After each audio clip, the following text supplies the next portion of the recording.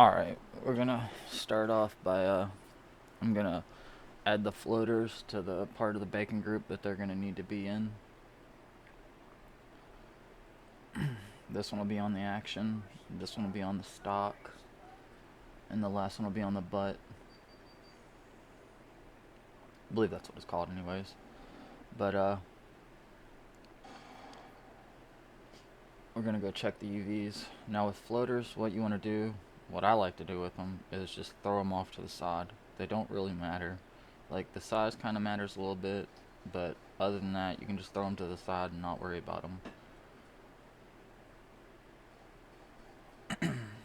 What I'm doing there, what am I doing here? Oh yeah, I'm going for materials. I'm about to make the material ID, and at least with the material ID, you want to put it on the high poly model only, not the low poly model. Um, yeah, you just go through and color what parts you want to texture differently. It's pretty simple.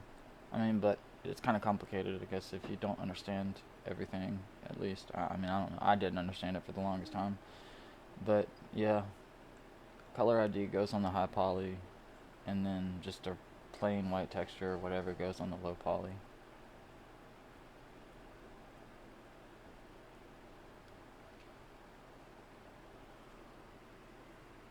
And yeah, there's not really much to say about the color ID thing. I'm kind of just, I mean, I sped it up really a good bit, but I'm kind of just leaving it in there, just for, I guess, the length of the video, maybe. I don't know. Really, it don't really matter. But I mean, it kind of shows how color ID would be done, I guess. I don't know, but we're about done with it. But what I'm doing here is I'm making sure I have all the IDs on the same, uh, on the textures or the high poly or whatever, the silver, the red, everything. I want every high poly model to have all the materials or whatever that I'm gonna use for the high poly model or whatever. I don't know if you have to do this. It's just something I do out of habit just to make sure nothing goes wrong.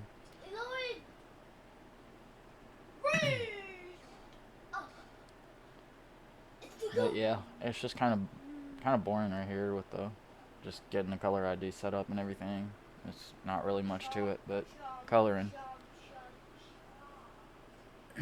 We're close to being done now. And after this, I guess you want to make sure that you have all your modifiers, your triangulates done. Like if you have a triangulate modifier, well, which you want to put a triangulate modifier on it before you export it, but your subdivision, whatever, you want to make sure that's all on there or whatnot before you go to export it, because when you export it, we'll apply it. Um, Also, make sure normals are accurate and facing the proper direction, because you will have problems when you bring them in here if the normals are facing inside out or whatever. I had that issue earlier, or well, on this, but I mean, I'm not going to show it here because it would be stupid or whatever, but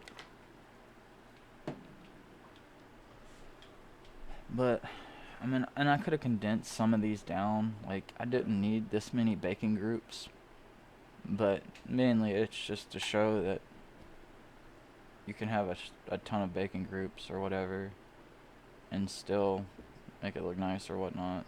But you could technically take the front barrel, the top barrel, and merge it with the butt, because they're so far away, they're not going to bake onto each other. The only reason why you're using baking groups is because there's meshes that are close together, and if you don't do that, the bake will apply on like the top barrel with the rib.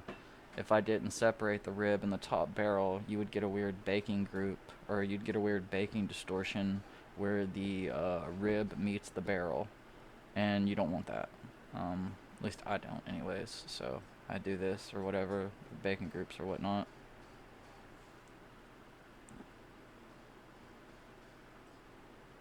Now I don't know what happened here, but it didn't hide the high poly model.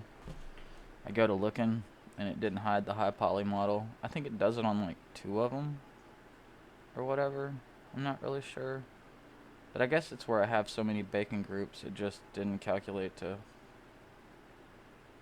hide it or whatever. But it's okay.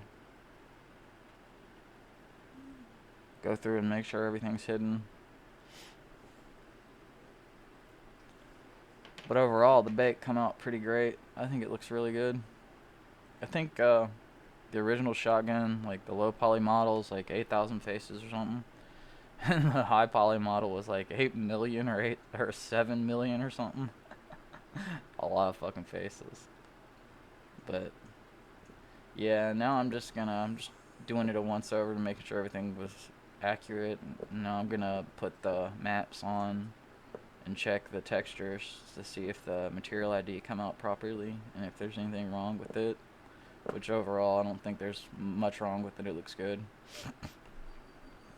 But I'm just gonna make sure everything's all kosher. Now, this isn't a texturing tutorial or whatever. This is not how I'm texturing the damn gun or whatever. I might do a texturing thing later or whatnot. This is just me making sure that the baking, or not the baking groups, the color ID come out right, and technically it did, so it's all good. But I guess, yeah, I'll see you in the next one, which I guess will probably be me texturing this stupid gun. Well, whatever. Peace.